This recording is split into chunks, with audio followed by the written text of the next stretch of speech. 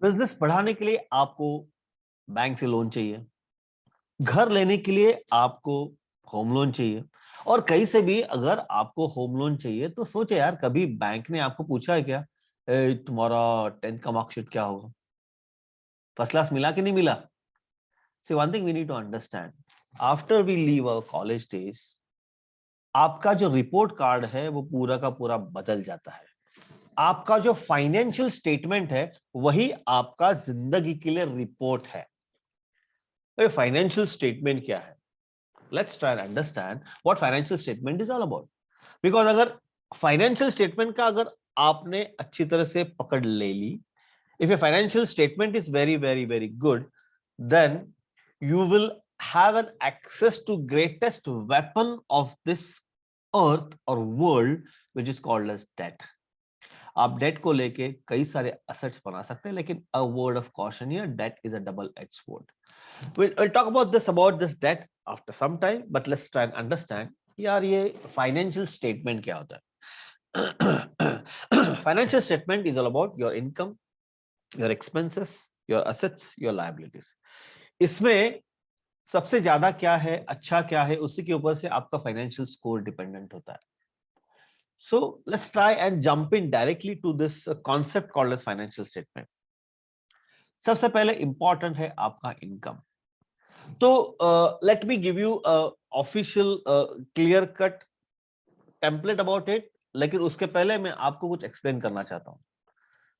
इस वीडियो में I want you to work on your financial statement right now here and during this video.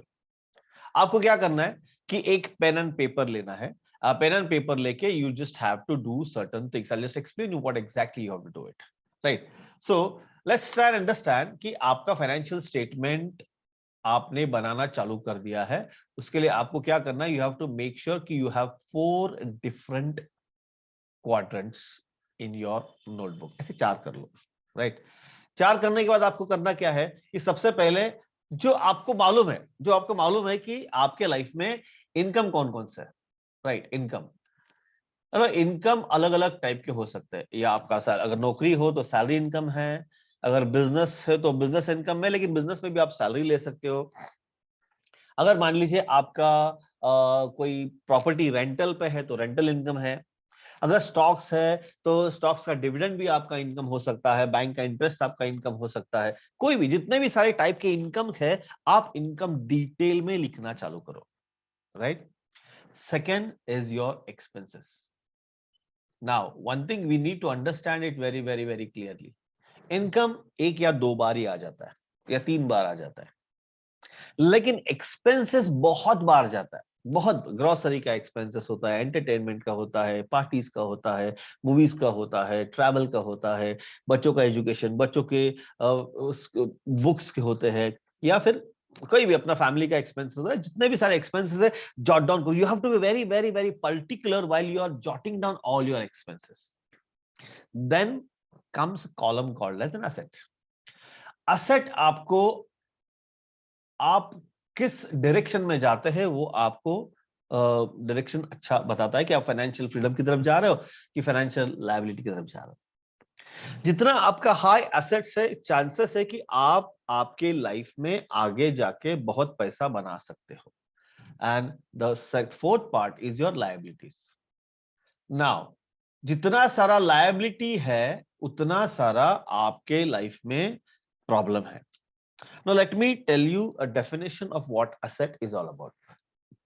Asset means, अगर मान लीजिए आपने एक जगह पे निवेश किया, इन्वेस्टमेंट किया, और उसमें से आपको हर महीने में पैसे आते हैं, पॉजिटिव कैश फ्लो आता है। मैं क्या है बता देता हूं। पॉजिटिव कैश फ्लो आता है तो वो आपके लिए एसेट है, एसेट है। अगर मान लीजिए आपने एक चीज खरीद लिया और उस चीज को मेंटेन करने के लिए आपके जेब में से हर दिन पैसे जाते हैं, तो आप उसको लायबिलिटी कह सकते हैं। जितना ज्यादा आपके ऊपर लायबिलिटी, उतना आपका फाइनेंशियल फ्यूचर प्रॉब्लम में हो सकता है। एक नुक्सा मैं आपको बता देता हूं, very very important point you need to understand here. अगर आपको अभी ये जानना है कि आपका फाइनेंशियल फ्यूचर क्या है, अभी जो भी आपका income, assets, income, expenses, assets, liabilities में जो भी आपका फाइनेंशियल स्टेटमेंट अभी है, उसी के ऊपर आपको अगर जानना है कि आपका फाइनेंशियल फ्यूचर किस दिशा में जाता है, तो what you need to understand is income को छोड़ दो, बिकॉज वो तो आपको मालूम है। एसेट्स लायबिलिटीज को अभी अभी छोड़ दो, एक्सपेंसेस को गौर से देखो। हर एक जो पैसा आपके अकाउंट से बाहर जाता है, ये पूछो कि यार ये जो एक्सपेंस है वो मेरे लिए एसेट बना रहा है कि मेरे लिए लायबिलिटी बना रहा है। अगर दोस्तों, अगर आपके एक्सपेंसेस में से असेट बनाने के लिए ज्यादा पैसा जाता है, तो your financial future is very very very powerful. अगर बहुत सारा खर्चा आपको ऐसे ईएमआई में जाता है, ऐसी जगह पे जाता है जहां से आपको कोई रिटर्न नहीं मिलने वाला है, वो तो then your financial future is in a problem, right. ये एक सिंपल फॉर्मेट में फाइनेंशियल स्टेटमेंट होता है। पैसा किधर से आया, कहां पे गया, इस बीच में हमने एसेट क्रिएट किया कि हमने लायबिलिटी क्रिएट किया, राइट। नाउ ये फाइनेंशियल स्टेटमेंट क्यों चाहिए? बिकॉज दिस इंडिकेट्स कि आपके लाइफ में जो पैसे आते हैं उसका दिशा क्या है, डायरेक्शन क्या है, उसका कैश फ्लो क्या है, right? So let's stop here right now, and I'll take you through a different real template about cash flow, right? So let me close here and again start this template called as financial statement, which is very very important. मैं आपको ये भी explain कर दूंगा कि ये क्या है। See, यहाँ पे मैंने क्लियर कट लिखा है कि अगर आपको रैट रेस से बाहर निकलना है, तो you have to build your passive income greater than your expenses. अगर मान लीजिए आपने ये डॉक्यूमेंट ही नहीं किया, फाइनेंशियल स्टेटमेंट आपने लिखा ही नहीं है, तो होता क्या है कि आपको डायरेक्शन नहीं मिलता कि मैं किस दिशा में जा रहा हूं, कहां पे जा रहा हूं, क्या हो रहा है मेरे लाइफ में, कुछ नहीं होता। तो करना क्या आपको, सबसे पहले मैंने आपको बोला कि वो एक कॉलम डाल के इनकम डालना। इनकम जितना डिटेल में इनकम डाल सकते उतना डाल दो, जितना डिटेल में। इनकम दो प्रकार के होते हैं, एक तो एक्टिव इनकम होता है, दूसरा पैसिव इनकम होता है। पैसिव इनकम के बारे में मैं अलग वीडियो बनाने वाला हूं, उसको आप डिटेल में देख लीजिए। एक्टिव इनकम क्या है कि आप काम करते हो, you work, you give your 8 hours of time for working, और उसके बाद आपको सैलरी मिलती है, वो आपका एक्टिव इनकम है। आप बिजनेस में जाते हो, आप बिजनेस में जाने के बाद आप काम करते हो, आप काम करने के बाद आपको उसके बदले में पैसे मिलते हैं, वो आपका एक्टिव इनकम है। पैसिव इनकम क्या है कि आप निवेश करते हो, आपने रियल एस्टेट में डाल दिया, आपने रॉयल्टीज, आपने कुछ ऐसे आविष्कार कर दिया, या फिर आपने किसी और के बिजनेस में इन्वेस्टमेंट कर दिया, आपने स्टॉक मार्केट में इन्वेस्टमेंट कर दिया। आप आपका काम कर रहे हो, और आपका काम करने के बाद आपको एक स्पेसिफिक अमाउंट मिलती जाती है, वो आपके टाइम इन्वेस्टमेंट के बगैर भी मिलते हैं, उसको हम लोग बोलते हैं passive income, right. Passive income के लिए आपको काम नहीं करना पड़ता, ऐसा नहीं होता। पैसिव इनकम के लिए आपको बहुत ज्यादा काम नहीं करना पड़ता, you need to manage and understand कि क्या क्या हो सकता है, right. So second point is expenses. Expenses में डिटेल में जाओ दोस्तों, because जितना आप डिटेल में एक्सपेंसेस लिखोगे उतना आपके लाइफ में आपके होल्स समझ में आएंगे। मैंने एक वीडियो बनाया है कॉन्टेक्स्ट सेटिंग का। अगर फाइनेंशियल फ्यूचर अच्छा चाहिए तो ethics, values, the principles around money has to be very very very clear. तो वो जो होल्स है आपके बकेट में, वो कैसे करना है, वो अगर उसको देखना है तो expenses is the very way, expense column is exactly the way where you should be able to understand various different holes in your bucket और holes in that cup. Context आपका जो कप है, वो कप आपको अच्छा tight करने के लिए इस कॉलम में आपको डिटेल में देखना बहुत जरूरी है। Then comes an assets. Assets में आप क्या सेविंग्स लिख सकते हो, आपके पास गोल्ड है, गोल्ड लिख सकते हो, स्टॉक्स लिख सकते हो। आपका अगर मान लीजिए आप म्यूचुअल फंड में इन्वेस्टमेंट करते हो, तो म्यूचुअल फंड का एसआईपी आपका एक्सपेंसेस में जाता है, लेकिन जो वैल्यू बना हुआ है वो आपके एसेट में आएगा। उसके राइट हैंड साइड में लायबिलिटीज है। लायबिलिटी क्या होता है कि जो आपको हर महीने में पैसे देने हैं। फॉर एग्जाम्पल, अगर मान लीजिए आपने 1 करोड़ रुपए का फ्लैट लिया, 30 लाख रुपए का खुद का निवेश किया, 70 लाख रुपीस का बैंक का लोन ले लिया, तो understand one thing, your liability of 70 lakh rupees is an asset to the bank. Understand? तो आपका 1 करोड़ रुपए का फ्लैट नहीं, आपके फ्लैट की वैल्यू 30 लाख रुपए ही है। आपके एसेट कॉलम में आपको 30 लाख रुपए ही लिखना है, लेकिन लायबिलिटी कॉलम में 70 लाख रुपए लिखना है, बिकॉज वो बैंक का एसेट है, आपका एसेट नहीं है। राइट, वो असेट पूरा लिखना है। इसमें कुछ कुछ होम लोन हो सकता है, अगर कॉलेज का लोन हो सकता है, कार का लोन हो सकता है, क्रेडिट कार्ड हो सकता है, बैंक लोन, जितना भी सारे मॉर्गेज लायबिलिटी, जितना भी सारा आपने पैसा बाजार से लिया है, वो सब कुछ लायबिलिटी में होगा। ये इनकम, एक्सपेंसेस, असेट्स, लायबिलिटीज, ये चार चीजें आपके कंट्रोल में होना बहुत बहुत बहुत जरूरी है। नाउ एक पॉइंट मैं आपको बताने वाला हूं जो वेरी वेरी इंपॉर्टेंट है।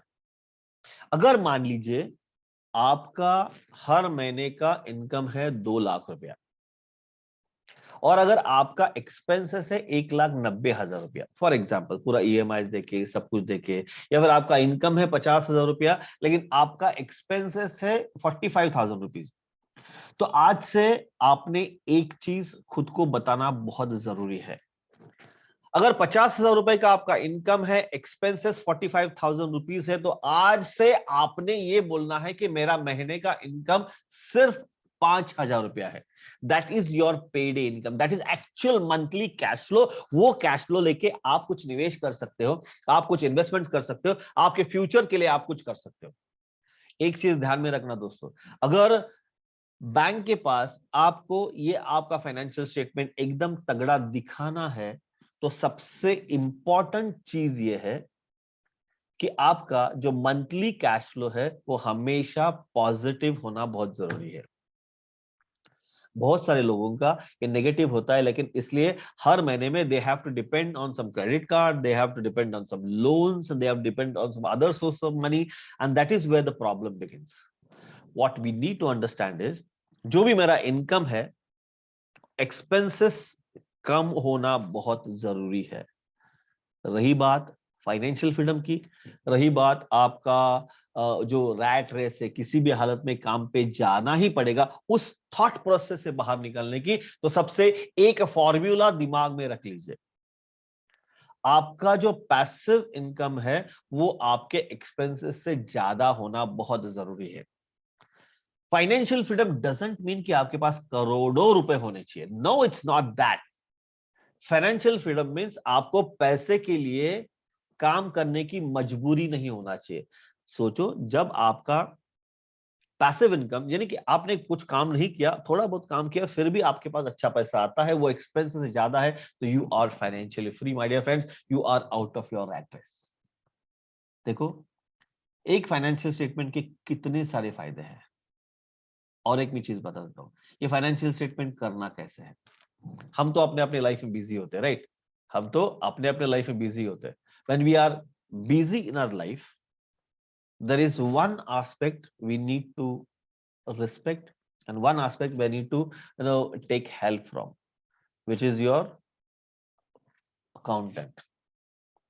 आपके लाइफ में अकाउंटेंसी, जो अकाउंटेंट काम करने वाला है, वो उसका वैल्यू इक्वली इंपॉर्टेंट है जितना मार्केटिंग का आदमी है, जितना सेल्स का आदमी है, जितना एनी अदर इंपॉर्टेंट ऑपरेशंस का है।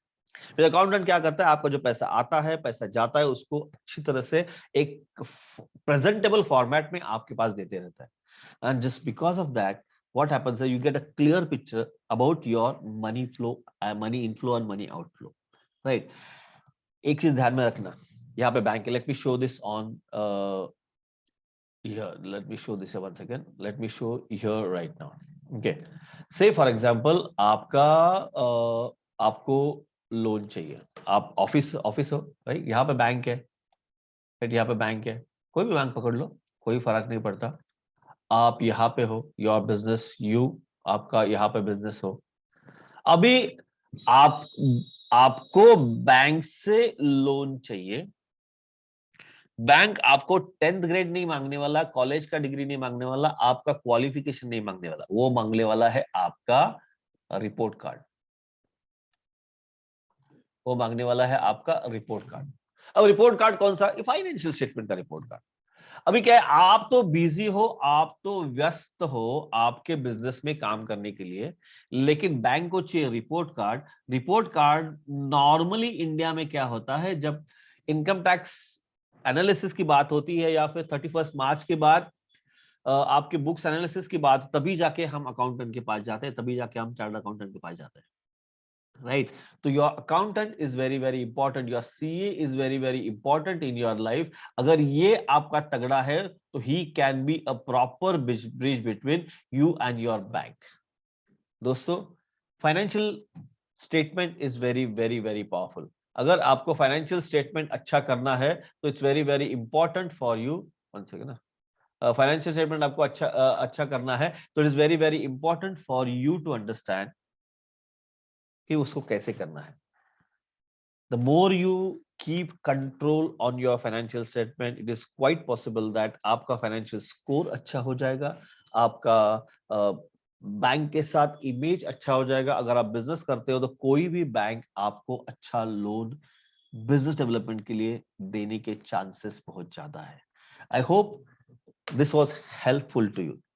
Keep watching for all of my videos on business development, on financial management, under financial businesslifestylehub.com, and also make sure you subscribe to my YouTube channel, जहाँ पे हम लोग बार बार मिलते रहेंगे कि आपके बिजनेस को कैसे बढ़ाया जाए, आपको फाइनेंसेस को कैसे मैनेज किया. Thank you so much for watching this video. I hope it was valuable. अगर आपको वैल्यूएबल लगता है तो please share this video to somebody else. किसी न किसी के तो काम में आएगा दोस्तों. Thank you so much. See you there. Bye bye.